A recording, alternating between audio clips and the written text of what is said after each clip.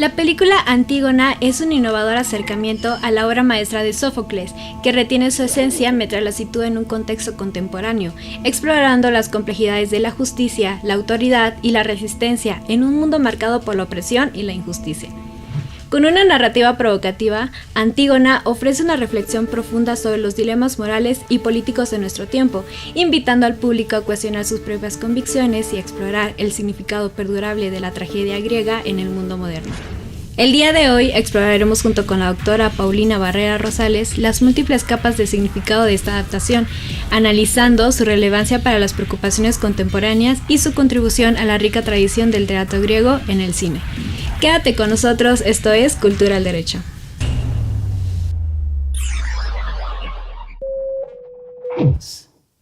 Bienvenidas, bienvenidos a una emisión más de Cultura al Derecho.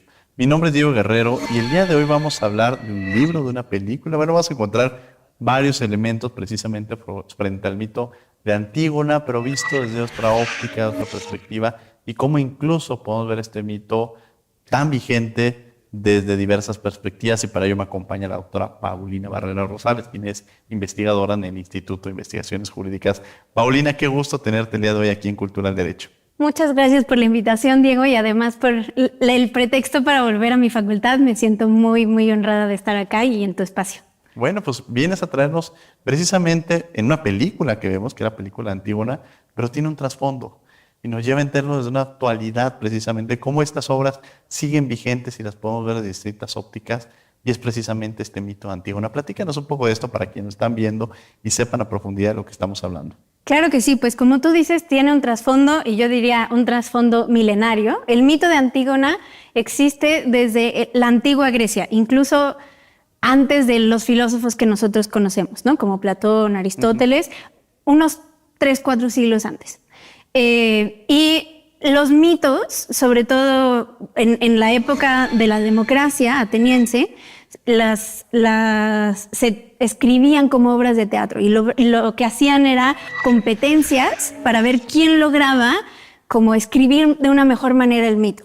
En una ciudad pequeña, relativamente pequeña, que se llamaba Epidauro, casi así como ahora son los festivales de música, eran festivales de teatro. Y en uno de esos festivales, Sófocles, que ahora conocemos como el gran escritor de tragedias griegas, escribió sus propias versiones del mito de Antígona, pero en realidad es una trilogía. Es Edipo Rey, es Edipo el Colono, y termina la trilogía con Antígona, con la tragedia que estamos ahora viendo reeditada en la película. Para hacerte el cuento muy corto, Edipo fue maldito por... sufrió una maldición en la que él iba a matar a su papá y se iba a casar con su mamá. Él trató de evitarlo a toda costa, pero al final el destino, muy característico de la cultura griega, ¿no? El destino era ese. Entonces, cuando se dio cuenta que había cumplido su destino, se volvió loco y se fue a vivir a Colono. Eso es lo que pasa como en las primeras. Es muy, muy esquemático, ¿no? Él era el rey de Tebas, que está como en el norte de Grecia. Y cuando se fue Edipo, quienes quedaron al gobierno eran sus hijos, Eteocles y Polinices. Se supone que el acuerdo era que un tiempo iba a gobernar uno y el otro iba a gobernar el otro, pero pues cuando llegó el turno de que gobernara Polinices, Eteocles no quería dejar el trono. Entonces Polinices llegó con un ejército extranjero, que para los griegos era como la peor traición, y hubo una guerra civil. Resulta que los dos hermanos se matan al mismo tiempo, o sea, es una cosa súper sangrienta.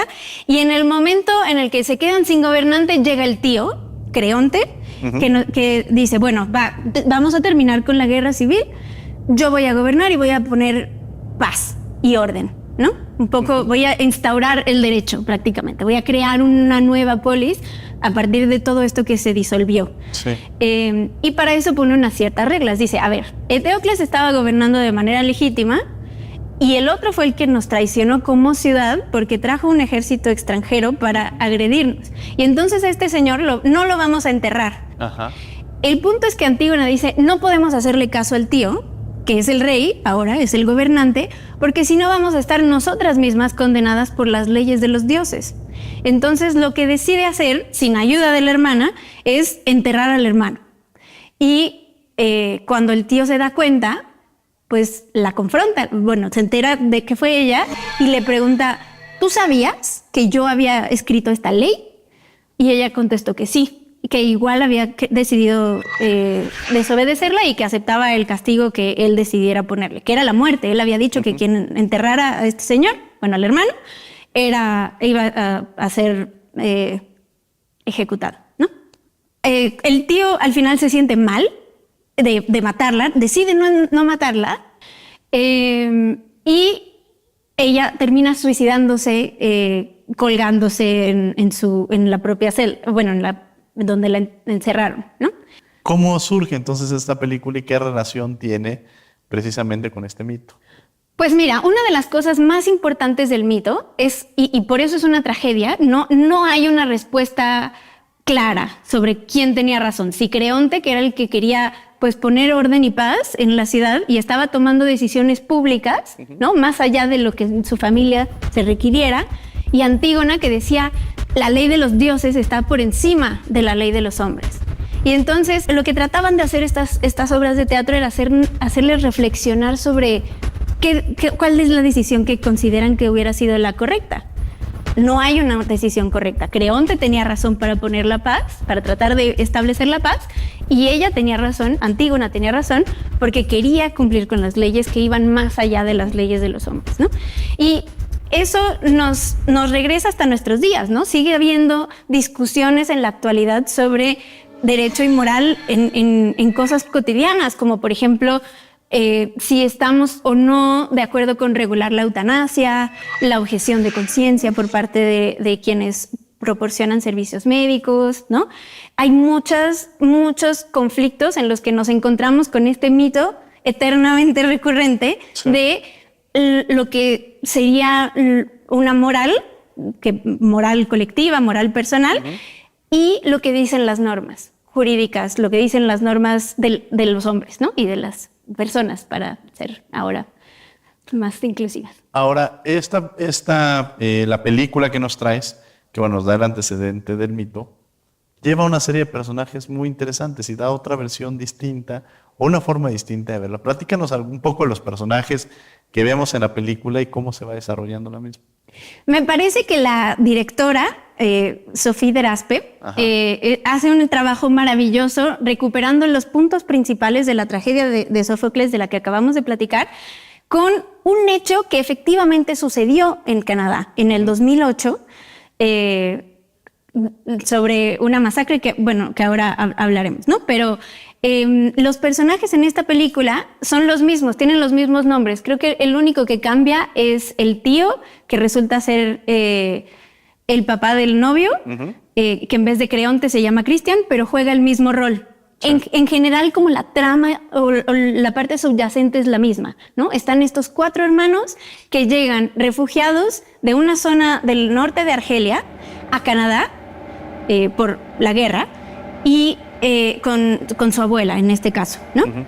Resulta que en algún momento que están jugando en un estacionamiento los 2 hermanos hombres llegan a detener a Polinices y Eteocles se lanza contra los policías para detener que no se lo lleven, y los policías matan a Eteocles en la película, ¿no?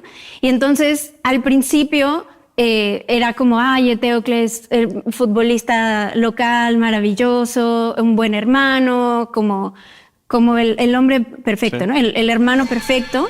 Y a Polinices lo detuvieron, pero la decisión era que lo iban a deportar de regreso a Argelia, de donde salieron escapando por la guerra, porque tenía un récord criminal, ¿no? Tenía como antecedentes penales en los que eran cosas pequeñas, pero haber atacado a un agente policial lo consideraban muy, muy grave, y entonces lo iban a deportar, porque acababa de cumplir 18 años.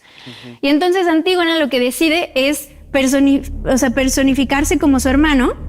Se hace tatuajes temporales para parecer que tiene los mismos tatuajes de la banda a la que pertenece el hermano. Se corta el cabello y entra a la prisión y se cambia de lugar con él, ¿no? Para que él desaparezca, no lo deporten, y ella asume que a ella no le van a castigar demasiado porque es estudiante 10, ¿no? Acababa de ganar un premio al mérito estudiantil y pues excelencia académica. Exactamente, gracias. Y pues no tenían ningún antecedente que le pudiera agravar esa acción, ¿no? Y resulta que no, resulta que al final la cosa se complica y pues termina en una situación tan trágica como nuestra tragedia original. Uh-huh. Y que al final también va llevando esto de la mano y muestra esta actualidad que en un momento dado podemos tener desde una óptica distinta, ¿no? Vemos también el caso de la xenofobia en esta película y cómo es el trato que se les da. O sea, esa es la parte cruel. O sea, creo que hay momentos desde que vemos cómo matan a estos jóvenes que están, la forma en la que se desarrolla.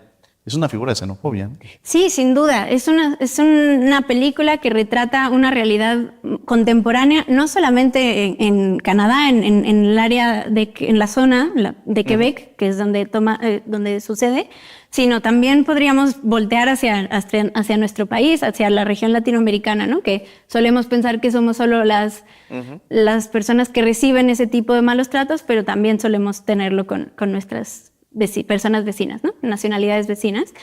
Y justo como te comentaba, la película está al mismo tiempo basada en el mito de Antígona que en un hecho que sucedió en 2008, este septiembre van a cumplir 16 años, en el que a un migrante hondureño, Freddy Villanueva, lo asesinan como asesino, o sea, sucede lo mismo que pasa en la película, ¿no? Y en ese momento, así como en la película, se crea una movilización estudiantil, bueno, no sé si estudiantil, pero de personas jóvenes, del sector. para mostrar la indignación por esos niveles de xenofobia y de racismo. Y creo que la película hace muy bien también en que hacer que los personajes estén vinculados a una pandilla, ¿no? Uh-huh. Porque, por un lado, hay seguramente personas que podrían decir, bueno, como el investigador, ¿no? Que le lleva a Antígona toda la carpeta de investigación, pues claro que merecían que algo así les pasara y merecían la deportación, ¿no? Pero lo que no muestran, y creo que trato de mostrar hasta cierto punto la película, y sin duda, si leemos sobre el caso de Freddy Villanueva, se nota. Se empatan, sí. Hay muy pocas posibilidades que tienen las personas migrantes para integrarse. Normalmente se les señala por vincularse a grupos criminales, pero no se señalan las pocas posibilidades que se les crean a las personas que llegan de un contexto tan complicado como lo del de esta familia para poder tener una vida normal, como diría Ismene en la película, ¿no? Sí, pues vamos a tener que ir a un corte, pero vamos a seguir platicando sobre esta película, sobre el libro, sobre el mito que existe. No se vayan, regresamos, estamos en Cultura del Derecho, hablando sobre Antígona. Regresamos.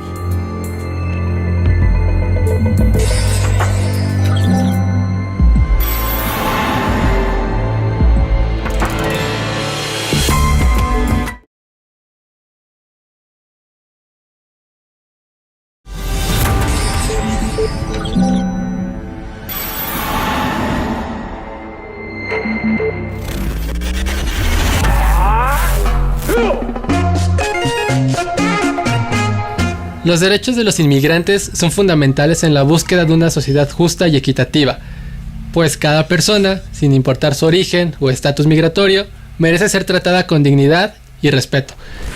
Estos derechos incluyen el acceso a servicios básicos como son la salud, la educación y el trabajo, así como la protección contra la discriminación y el abuso. Reconocer y defender los derechos de los inmigrantes no solo enriquece nuestras comunidades con diversidad cultural, sino que también fortalece el tejido social, al promover la inclusión y la solidaridad. Es deber de todos trabajar hacia un mundo donde los derechos humanos sean garantizados para todos, independientemente de su nacionalidad o su situación migratoria.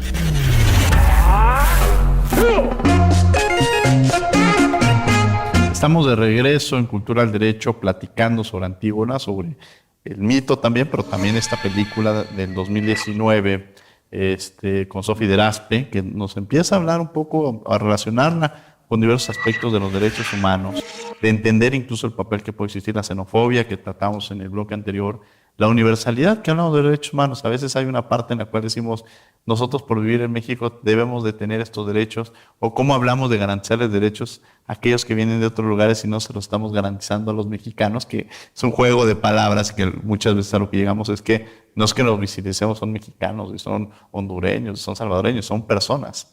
Y bajo esta lógica, los derechos humanos en la figura de la universalidad, pues tienes que garantizarlo a todas y a todos. Y eso habla principalmente de las reflexiones que tenemos.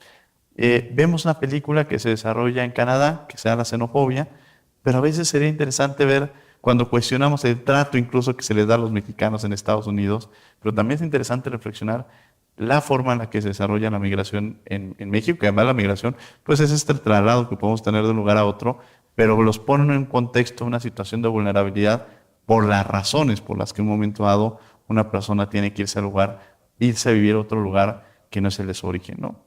Pau, estamos platicando con la doctora Paulina. Yo digo Pau con mucho cariño porque la conozco hace muchos años. Sí, ya. Pero justo hablarlo, en esta figura de entenderlo en México, ¿no?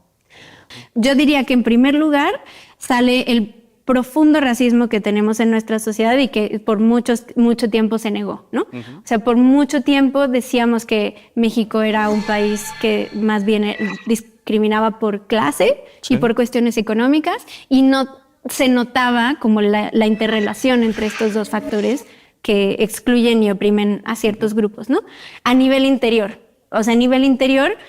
muchas personas, por ejemplo, cada vez con menos tolerancia a la migración, también son menos tolerantes con la migración interna, ¿no? Quienes dicen, bueno, pues ¿para qué se van sin papeles? Así como nos dirían otras personas respecto a nosotros, piensan lo mismo, ¿no? Pues si tan sencillo es solicitar la entrada legal, claro, ¿por qué no lo hacen, no? Sin pensar en las condiciones de precariedad que viven las personas que tienen que transitar, ¿no? Que tienen que moverse. Y lo mismo con las personas, o sea, ese mismo racismo y clasismo interno se proyecta hacia las personas que llegan con mayor énfasis porque son externas o se les percibe como externas, ¿no? Ahora que está comenzando a moverse de una manera más agitada las aguas políticas, pues no sé si a ti te ha tocado, pero yo he escuchado varias ocasiones que personas comentan que en grupos de WhatsApp dicen es que a las personas colombianas o a las personas venezolanas les van a dar la posibilidad de votar para que voten en una cierta manera, ¿no? Sí. O por ejemplo, también me tocó escuchar a una persona adulta mayor que dijo, es que nos dijeron, nos mandaron un mensaje que decía que si nos tocaba una persona colombiana para decir que nos iba a renovar la tarjeta del bienestar, era porque se querían quedar con la tarjeta, ¿no? O sea, esos mitos, bueno, ni siquiera mitos, esas mentiras que se difunden, lo único que generan es miedo y mayor voluntad de separación, ¿no? Y mucha más vulnerabilidad para las personas que vienen acá porque ya se encontraban en una situación vulnerable. Claro, y lo preocupante referente a esto es, a ver, lo vimos con los discursos que hemos tenido de Bolsonaro, de Donald Trump, que se han visto en Vox, en España, o sea, estos discursos que lo preocupante no solamente estas políticas que fomentan el odio, que en sí ya existen, sino estos discursos permanentes que han traído y que siguen haciéndolo, ¿no? Y que de pronto cuando uno dice, ¿por qué sigue creciendo la percepción de votaciones en términos electorales que no les va mal, ¿no? Claro. En Argentina con Milei, o sea, que de pronto te cuestionas por qué están funcionando y de pronto dices, es que quizá alguien en su discurso público dice que está en contra. Lo preocupante es cuando estás frente a la boleta. Que ahí frente a la boleta sí traes este discurso de odio interno y votas con aquel que trae esta figura individualista incluso, ¿no? Tú decías, hay muchos mitos de decir el pobre es porque quiere ser pobre. Ayer lo platicábamos en radio, bueno, en semanas pasadas lo platicábamos en radio, y que es una lógica que no entendemos todo lo que está aconteciendo y verlo desde una práctica individualista y no desde el bien o el bien colectivo que tendremos que estar visibilizando, atendiendo, y desde las universidades también tenemos un papel muy importante, ¿no? Sin duda. Creo que es una parte de responsabilidad del hecho de que nosotros no estemos en esa situación, generar un poco más de conciencia y de y de politización un poco en ese sentido. Y qué bueno que mencionas a Vox, porque hablamos de Canadá, hablamos de México, pero en Europa las derechas, que se les conoce como derechas emergentes, pero solamente están como reemergiendo, uno de los discursos más fuertes y que está ganando más votos por parte de la ciudadanía europea, considerémoslo en general, es el discurso anti-inmigración, sin darse cuenta, de nuevo, sin ningún tipo de autocrítica, ¿no? Sin darse cuenta que muchas veces, la mayoría de las veces, esos problemas de los países de origen fueron provocados por las mismas potencias europeas, ¿no? O sea, el preguntarse cómo es que hay tantas personas de Marruecos en el sur en la parte superior del Mediterráneo, ¿no? O sea, cómo es que hay tanta migración cuando ellos favorecieron, esos países por sus prácticas coloniales favorecieron ese tipo de migraciones, ¿no? Por ejemplo, el caso de la derecha extrema francesa es muy claro en ese sentido, ¿no? Es muy fuerte el discurso anti-inmigración por no reconocer que personas racializadas puedan ser consideradas ciudadanas, aunque compartan la misma cultura, la misma lengua, en gran medida por la colonización que tuvieron hasta la segunda mitad del siglo XX. Sí, ¿qué otras reflexiones nos deja esta película para quienes sobre todo nos están viendo y que vayan después del programa, les muestre este interés, pudiera verla y seguramente van con algunos puntos que nos dé sobre el programa, quizás los vayan a empezar a identificar y reflexionar en torno a lo mismo, porque creo que esa es una de las cosas ricas que podemos llegar a tener cuando leemos un libro, una serie o vemos una película, que empezamos a digerirla poco a poco. Los mensajes que vamos teniendo los vamos digiriendo y además la volvemos a ver y volvemos a encontrar otras características, ¿no? Sí. Pues mira, yo creo que la reflexión con la que, además de las que ya hemos compartido acá, la que más me gustaría que se quedara es que, como con las tragedias griegas, la mayoría de los fenómenos sociales, políticos, jurídicos no tienen una sola respuesta correcta, ¿no?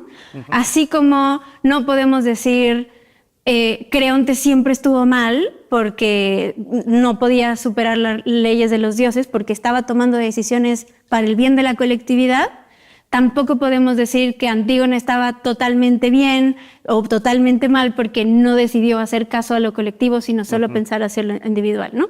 La tragedia y también la película tratan un tema que para los griegos era importantísimo, que es la arrogancia de sentirte que eres más que humano. Sentir que tú puedes irte por encima de las leyes de los dioses o que tú puedes ir por encima de lo que está de la colectividad a la que perteneces, ¿no? En tiempos en los que se suele decir que hay mucha polarización social, económica, política, creo que tener esto presente es una reflexión muy importante. Paulina, muchas gracias por haber estado con nosotros aquí en Cultura del Derecho, en estas reflexiones, sobre todo en este punto que cierra, que es esta relación con el derecho.